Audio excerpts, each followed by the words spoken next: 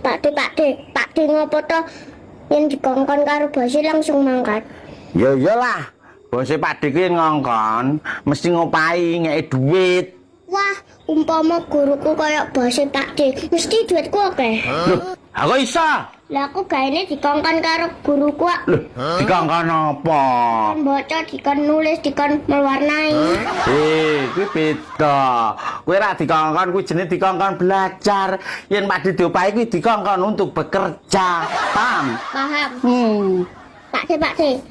Apa aku sing kerja, Pakde sing sekolah? Loh, ben apa? Ben aku entuk duit. Cah cilik kuwi tugase untuk belajar, ora bekerja. Ora lho. Dadi ndak usah bekerja, cah cilik cukup belajar. Mudeng? Mudah.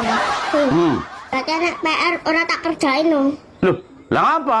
Ya kan PR kan pekerjaan rumah. Jarakku nggak boleh kerja.